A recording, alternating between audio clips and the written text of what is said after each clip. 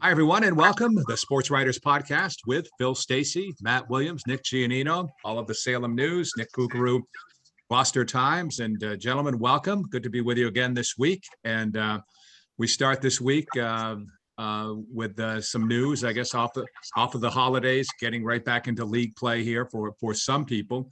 I did notice where the Greater Boston League has just shut things down for this week due to the COVID spike. And you guys, Phil, I know we were talking just before we went on, but there are just some general here and there cancellations in other sports around the North Shore. Does that sound about right? Yeah, I mean, I think teams, even like during that Christmas, the week after Christmas, when there were a lot of basketball and hockey tournaments, teams are trying to play through it, even missing up to 6 or 7 kids who had tested positive. I tend to think that's more the route they're going to go, and I would be more likely to think rather than have leagues shut down for a week, that they would be more likely to start limiting fans that come to the games, a la the way we talked about Gloucester last week, what they were doing. I think you might see more schools doing that as we move forward, limiting participation. They'd like to obviously keep this thing going as long as they can for the players to play. They'd really prefer not to have any stoppages. Now, who knows what's going to happen with this thing. It seems like it's spiking like crazy, and, people who even take precautions get it and whatnot. So I don't know what the future holds, but I think for at least now, they're going to try to plow through and keep these games going. But yeah, we definitely have had some, it seems like every day we get at least one, if not a couple of games that are postponed. And without stating the obvious, that's probably why. Gotcha. Yeah, I do think it's important to note that it's that time of year. I talked to a couple coaches last week that, it was mentioned a couple guys were out, and then I had to answer a bunch of questions about COVID, but, so-and-so is on vacation with their family, and so-and-so had something else. And so, games get moved. I mean, even in the best of times. And I think it's important for people not to overreact. We saw some social media stuff when Wellesley paused last week, like, they're, afraid and they're this and they're that. And, we talked on the podcast last year. We all wanted them to play and everything, but, postponing a game for a week. I mean, nobody's talking about shutting down the season here. So, everybody relax. I mean, if it snows, we're going to postpone a game. So, if there's a bunch of kids who can't play, or maybe the refs can't make it or whatever, I mean, who cares? Like, I'm not to say who cares, but let's not all overreact and act like the world is ending because a couple games get moved around. I mean, this is what ADs do. They move games around. It could be for a virus. It could be for National Honor Society. It could be for, SATs. I mean, whatever. It's snowstorm. I mean, games are going to get moved around, and I think everybody kind of needs to take a pause.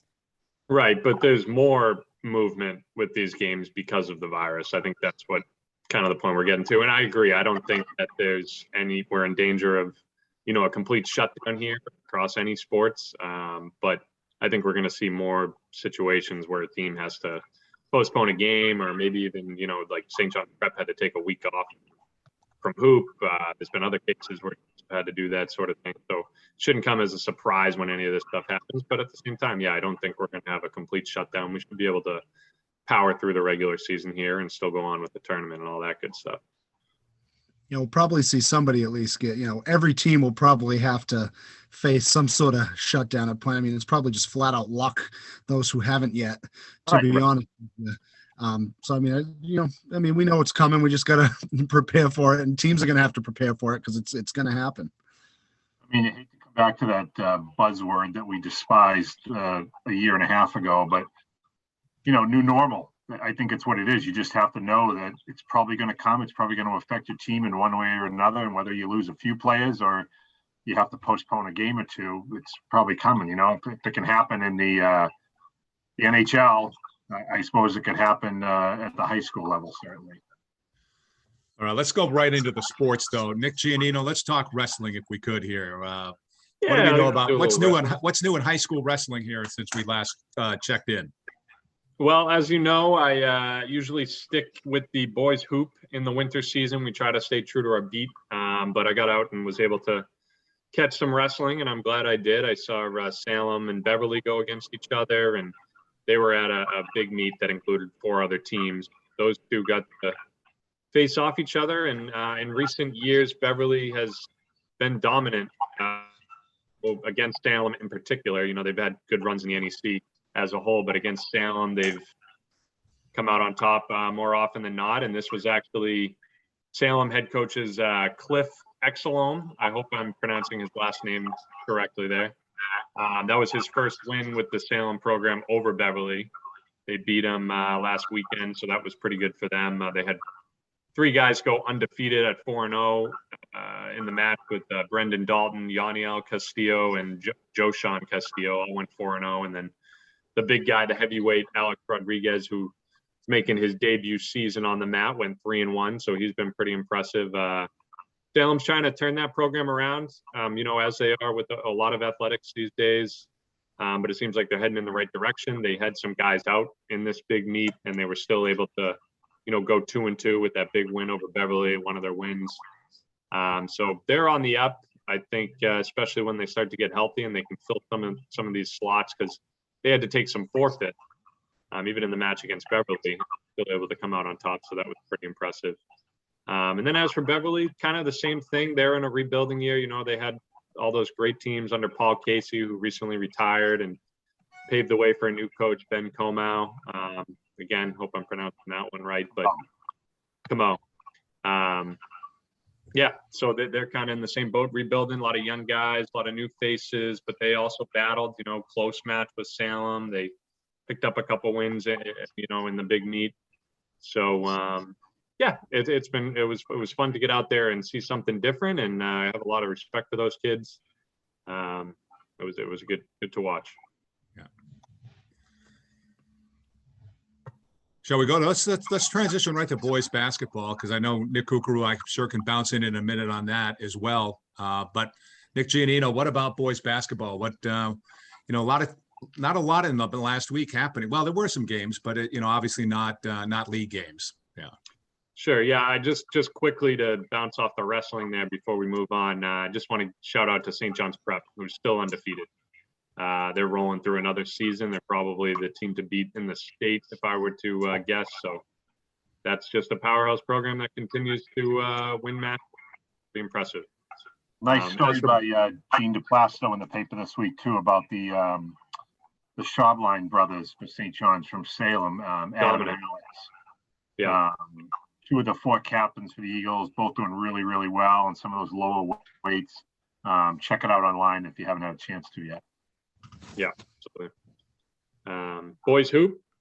I guess I want to start with St. John's Prep, who was off for about 10 days. Like I said, they had a pause due to COVID, and you know, they had that season opening win over Lawrence, and they wanted to try and get some momentum here. You know, they face a really tough schedule, but then they had pause for 10 days, and they came back and they went right into a matchup with Andover, who's arguably the best team in the state.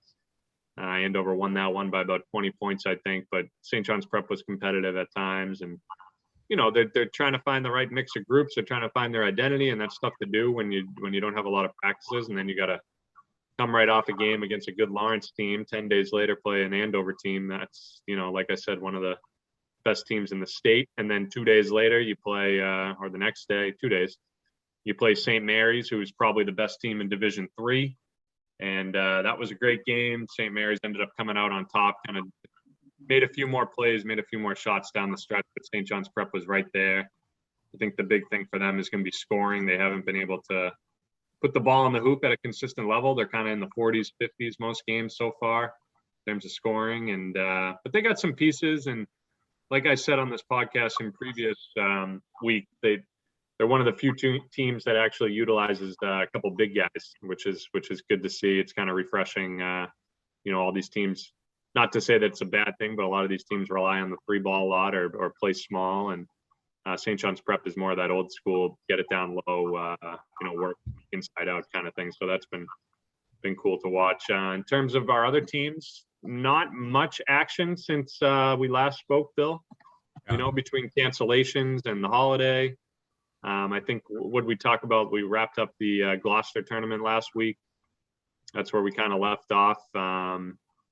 in terms of teams that have played games in recent days over the past week. I don't know. Cooks, help me out. I mean, we got Beverly's still undefeated. Gloucester is going to be playing tonight back in action against Salem, which should be a good matchup. We're recording this on Tuesday, so you will know the result by the time you guys listen to this. But Gloucester and Salem, and again, I think the NEC is kind of wide open at this point. You still got Salem unbeaten, you got Beverly unbeaten.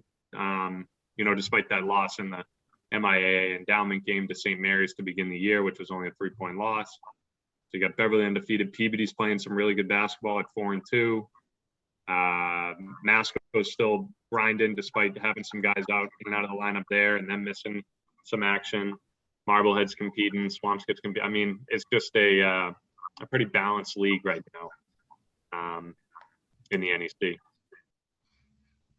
Yeah, and you mentioned, I don't know if I think was it last week when we were talking, I think that Christmas tournament final was later that night, but Gloucester did end up beating Danvers in a pretty competitive game. Sounded back and forth. Danvers took a big lead early. Gloucester took an 11-2 lead. Then Danvers took a double-digit lead, and then it kind of kept flip-flopping, which that's kind of been the MO for both teams, kind of team of runs. But Gloucester's kind of hot. They've won 4 in a row now after an 0-3 start, so that'll be a big one Tuesday night against Salem. That'll be a big step up.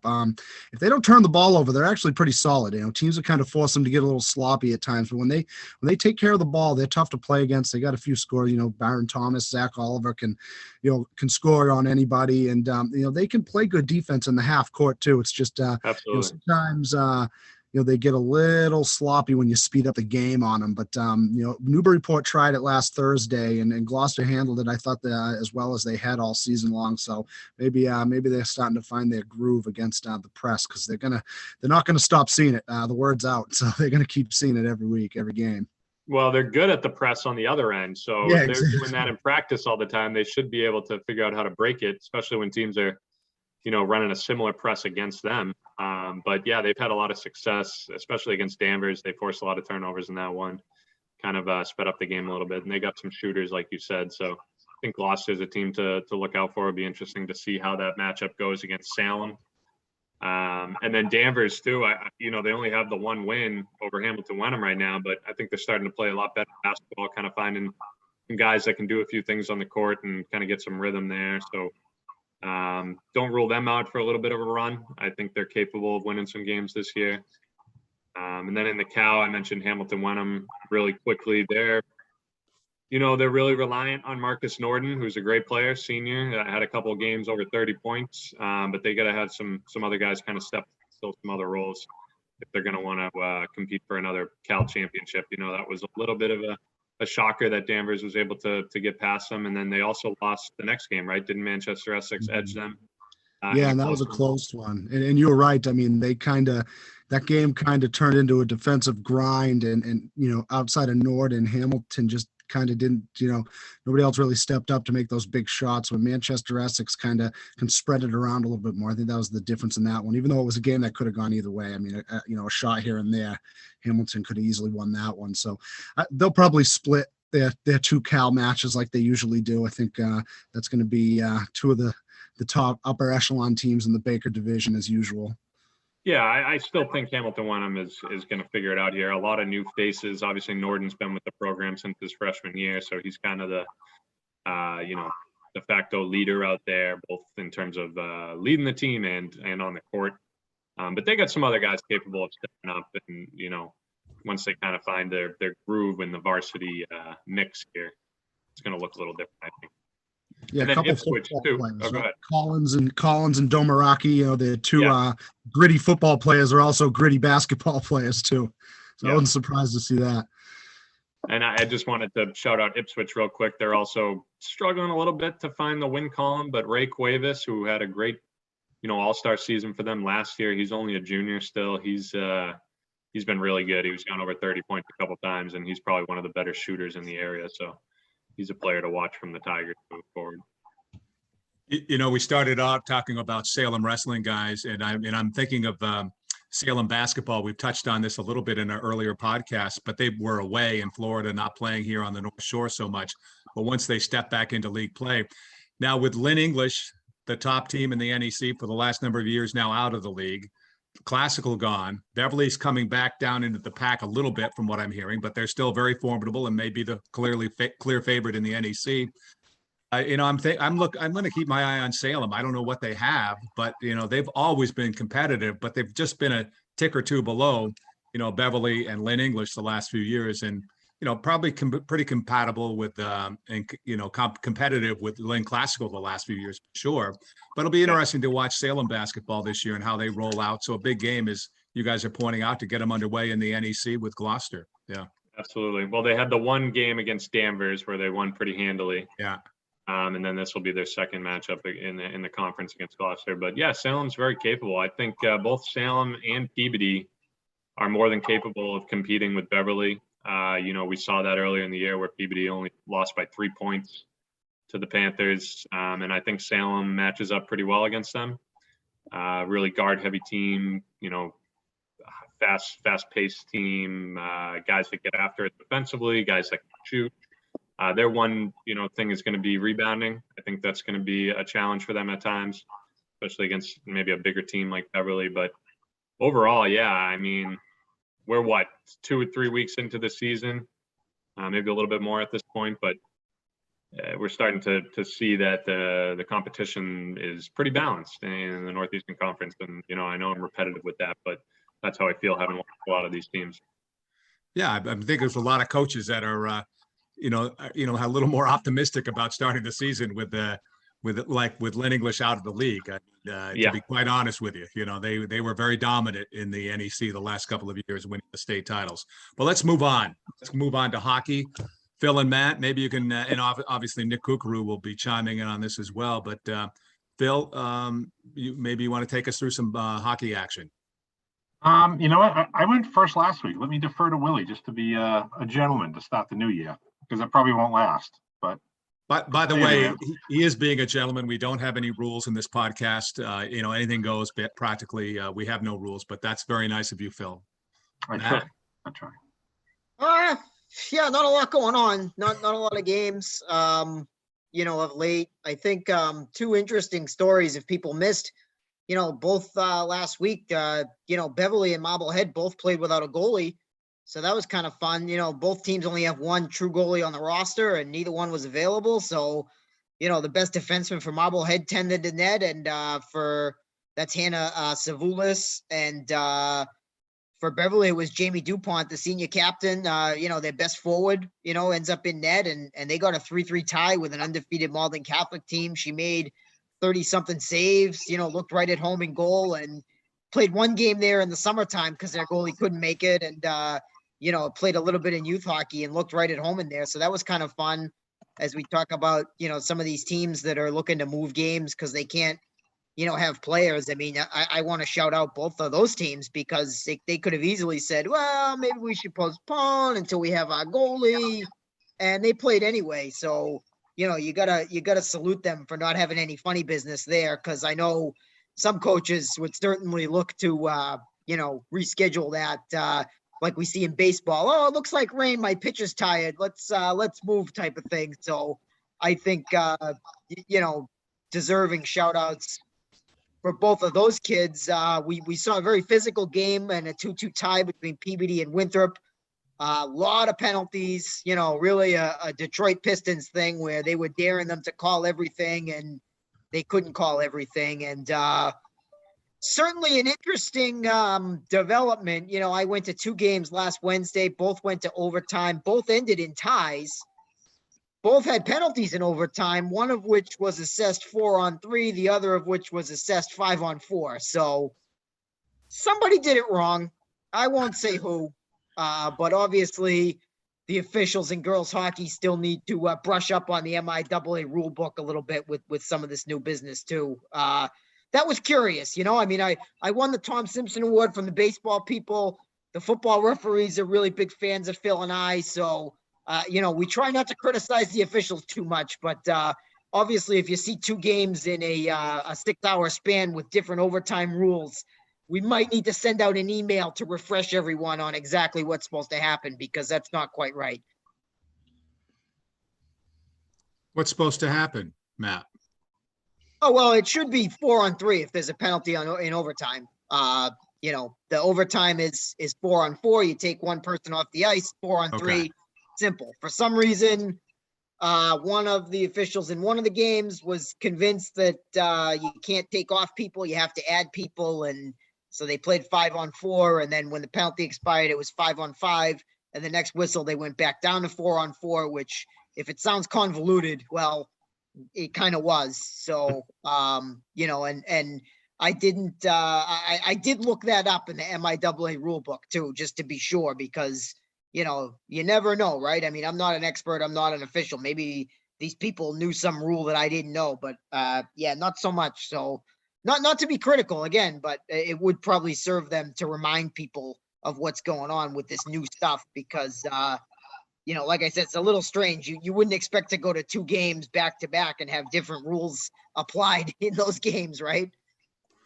No, not at all. But that's why we do this. The story behind the story, week after week on these podcasts, Matt. That's great. That's good stuff. Yeah. I mean, again, not to be critical. I'm not saying it to blast these guys. Nobody lost any points. I'm not sure if the other team would have scored 4-on-3 as opposed to 5-on-4, but nonetheless, it's a teachable moment, I think, right? Like just for the sake of reminding people. Phil? All right. Where do you want to start? Let's see. How about recent past? Monday night, went up to Haverhill. Always awesome, when you're driving up to that industrial park in Haverhill. Never feels like you're driving to the end of the earth at all. But at the end of that rink, there is a rainbow. There's a rainbow at the end of the, you know what I'm saying? There's a rink at the end of the rainbow in Haverhill. So I saw Fenwick and Masconomet play a non-league game on Monday night, and it was the AJ Sacco show. Excellent sophomore from Masco, scored 3 third-period goals, which is known as a natural hat trick. Snapped the 1-1 tie, sent Division II Fenwick, Division II Masco over Division I Fenwick 4-1. Nice game for the Chieftains, bouncing back after a loss in the final of the Stoneham Holiday Tournament the previous week. Fenwick was missing some guys, as was Masco. I mean, I guess you could really say that about anybody now. Somebody's always going to be missing somebody. But, boy, Fenwick's got a tough time putting the puck in the net. They have a tough time generating good shots. And I know Jim Quinlan, the head coach, was frustrated with that afterwards. He says, we practice this every day. We take extensive film. We break down film every day. We go over these things in practice, in the room, on the ice, and it's just not resulting in games. So, Fenwick is 1-4. It's a quarter way through the season. They need to find a way to get some offense on track. Masconomet is the opposite. They're 4-1. They'll play Swampscott on Wednesday, and then they'll go into Gloucester on Saturday night, which should be a pretty good game. I would think that Masco will have just the 1 loss, and Gloucester will be undefeated, so it should make for a good game there. Had a chance to go to Warrior Arena, the Bruins practice facility, Saturday, New Year's Day, to watch Essex Tech and Swampscott play. That was also a really good game. Ended up finishing an overtime tie. Star of that game was Jason Buffard for Swampscott. Goaltender made 49 saves for the Big Blue, just a constant barrage of shots. At one point, Essex Tech had 33 of the 34 shots on goal in about a 15 or 16 minute span. I mean, it was like at a county fair with the clay pigeons, just boom, boom, boom, boom, boom, boom, boom, and Buffard was there. And the crazy thing is, he was not a goalie at this time last year. He learned the position over the summer when Swampscott didn't have a goalie in the program. He volunteered, said, I'll play goal. So they got him some lessons, I guess you could say. I had him work with some goalie coaches, got in some summer work, played in a fall league. And boy, you'd never know. He'd never played the position before. He looked really good the other day. What else? St. John's Prep is back. They had missed some time because of COVID-related illnesses the week after Christmas, but they returned to the ice Monday night, got a 7-0 win at Bishop Girton. They had a Michigan goal. You know what I mean by that? On Monday night? Willie knows, I know, but anybody else? Nick, you know? What is it? Michigan goal? Yeah. A Michigan goal. Mike Legg. Yes, Mike Legg. There you go. So Captain Pierce Blazer had the puck behind the net, and he kind of like got the puck to stay on his stick. He like pressed it down and got it to stay on his stick, and then he wrapped it around the goalie from behind the net and jammed it into the net, almost like a lacrosse style goal. Pretty crazy. I mean, I've never heard of that happening in a varsity game up this area. So that kind of highlighted things for the Prep the other night. They're going to play at Austin Prep. I'll be there on Wednesday, which should be another good test between two premier programs in the state. I'm sorry. Can I ask you just what was the score of the game, and did Coach Hansen have a reaction to such a maneuver? I mean, that seems like that could have been interesting. And that answer will require some hydration. Yes, it will require some hydration. I'm glad you asked that, because on my way home from the rink in Haverhill Monday night, when I was talking with one Lieutenant Hansen on the phone, I asked him that very question, because he is not one to, celebrate hijinks or flashiness or anything like that. He's as old school gets. But his answer was this: it was 1-0 at the time. Prep was on the power play. Pierce has been able to do that in practice. And his thought, and I was surprised, but in a pleasant way, by his answer. He said, kids today are so gifted with the puck. High-end players are so gifted with the puck, and they see, guys in the pros who can do this, or, they watch videos on YouTube of how to do it, and they're so creative, and they're able to do so many things with the puck, that his thought was, hey, if you can do it and it works, fantastic. Well, you know what? Blazer did it. It worked, and the Prep scored. And it wasn't a blowout, at the time. It was 1-0, like I said.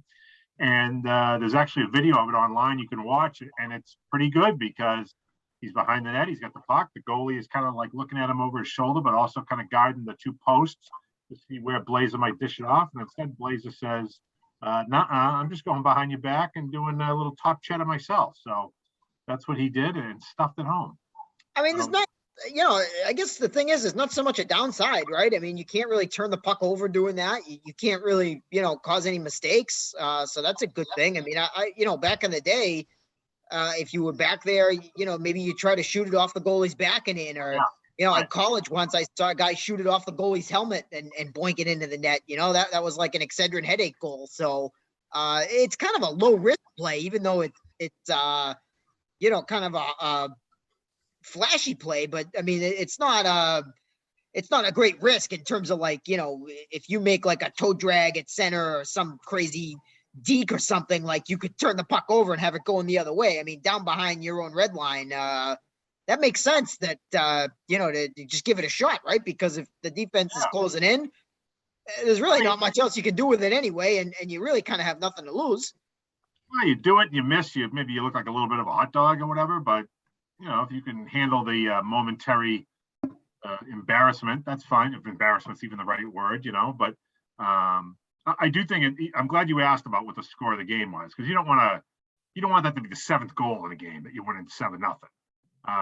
That's almost rubbing the opponent's face. That's the equivalent of having your quarterback throw a backwards bounce pass and your receiver throws a long ball downfield when you're ahead by 40 points, Well, and plus, I mean, when it's closer, the defensemen are checking a little tighter too, right? So, I mean, obviously, not even so much just rubbing it in, but it just increases the degree of difficulty, because they're probably closing in on him behind the net, trying to get him to pass the puck, right? So that just kind of is, one of those things where you got kind of nothing to lose. That's very interesting. Right. I was going to say, if you try that too much, though, if teams know that's in your repertoire, I mean, that kind of leaves you open to get nailed. So, take them by surprise, you can pull it off. But you try it 2 or 3 times, they're going to start lining you up, kind of like, I mean, I'm not saying they should ban it like they did in college football, that fake slide that the Pitt quarterback did. I mean, that's going to get a quarterback's head taken off if they kept trying that. But that move, you throw it out there every once in a while. The matter of surprise, can't lose. But you try it a little too much, someone's probably going to take a run at you. Coops, I was going to ask you what you thought about this coming game on Saturday. I mean, Masco's had Gloucester's number for a couple of years now, but I would have to say, just based on early returns, I would think that Gloucester would have to be a pretty clear favorite. They're playing at home. They're unbeaten. Yes, they showed a few cracks in the armor, I suppose, against Barrington, Rhode Island, but for the most part, not only can they score, which we knew they could, get two really good lines, but they've also gotten some pretty good goaltending and defense. Yeah, they haven't. They leave themselves open sometimes for some goals. And Masco could get a few. They'll have some opportunities, but yeah, that's the thing with them. You got to score 4 or 5 times to even have a chance to be in it. They just have a lot of top end offensive talent. I mean, Emerson Marshall has 18 points in 5 games. Jack Costanzo's only played 3 games this season. He has 11 points. Those top 2 lines, they got 4 or 5 forwards, Colby Jewell and Brett Cunningham as well. They kind of split them up. Jewell and Costanzo are on one line, Marshall and Cunningham are on the other, and it's been tough to stop. It's 2 guys just that are elite offensive players, and they've been tough to keep off the scoreboard. I know Linfield put up 5 on them the other night. Barrington put up 5 on them last week, but they scored 15 combined goals in those 2 games. They won both. They beat Barrington 7-5, Linfield 8-5. That score was a little deceiving, though. There was 2 empty netters at the end.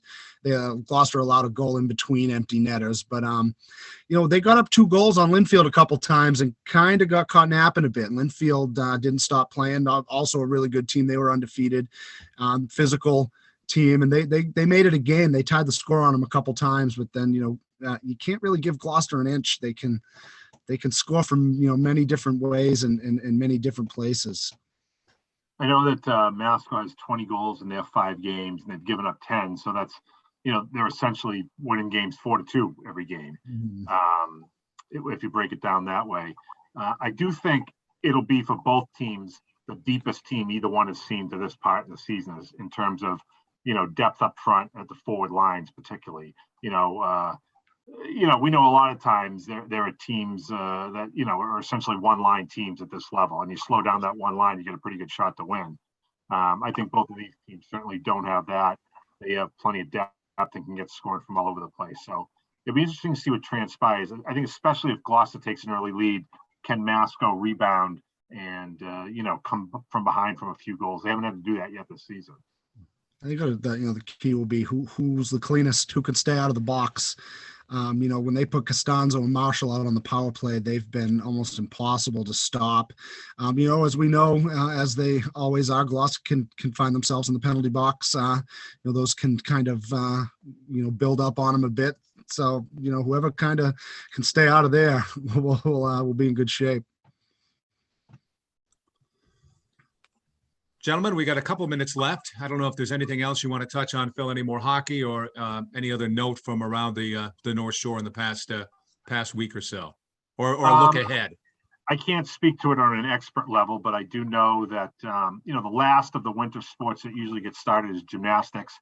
And a lot of those teams are starting up this week, either their first meets later this week or even over the weekend. You have Masconomet, which has been on a tremendous roll the last few years under Alicia Gomes. They have a tri-meet coming up this weekend at Yellow Jackets with Beverly and Essex Tech. So that's a nice way to any local gymnastics fans want to get out and catch a good meet to start the year. That would be Sunday morning, I think at 10 a.m.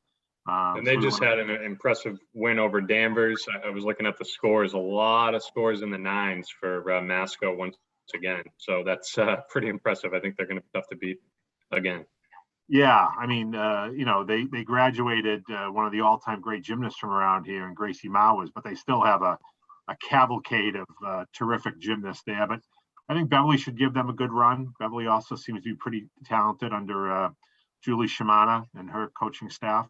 And I know maybe tough draw for Danvers, right out of the gate, but they also are traditionally very strong. So they had it was a good match. I thought Danvers scored pretty high too. It wasn't like a blowout win by any means. So that would be my 2 cents, Bill. Gotcha. Any other cents from anybody else? Loose change. We prefer. Perfect. Yeah. Coins.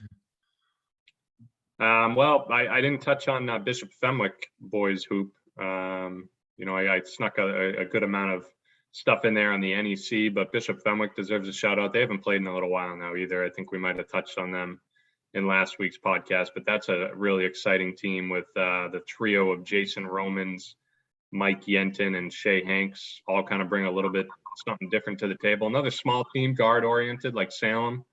but they can get after it defensively. And all three of those guys are terrific on the offensive side of the ball. Mike with his shooting. Jason does a little bit of everything. Obviously, we know from football he's a tremendous athlete. And then Shea Hanks runs the point guard position for them, along with Jason as well. They'll both play off the ball a little bit too. But three really talented guys there, and another team that doesn't have a lot of height, but is still getting it done, producing wins, still undefeated at this point. Really curious to see how they're going to do against St. Mary's. I think that game is coming up soon. Obviously, St. Mary's off to a really good start, just one loss to a Florida team in a tournament they played in. I think it was Florida, but anyway, a different state. Again, St. Mary's is very talented, particularly with David Brown running the show. I can't believe that kid's only a junior. He's kind of very similar to Jason Romans in that he does a little bit of everything, gets after it.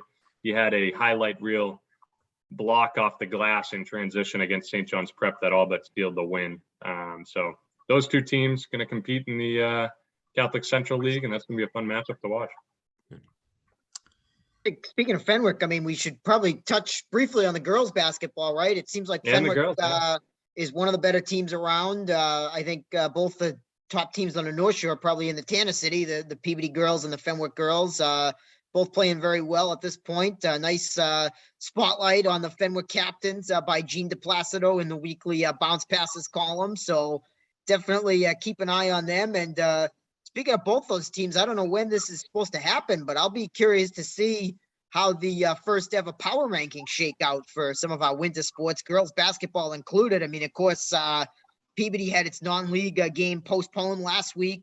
So, maybe that'll help their power ranking. I'll be interested to see if they're, a little bit lower in Division I, even if they're undefeated, or if Fenwick, even with the one loss, is a little bit higher in their division because the CCL is always so good, right? That'll be something that's interesting to see when it finally comes down in a few weeks. Gentlemen, we got to stop here because of time, but always good talking with you. Great seeing you guys again, and Happy New Year. You too, Bill. Happy New Year. Thanks, Bill. Thanks, Bill.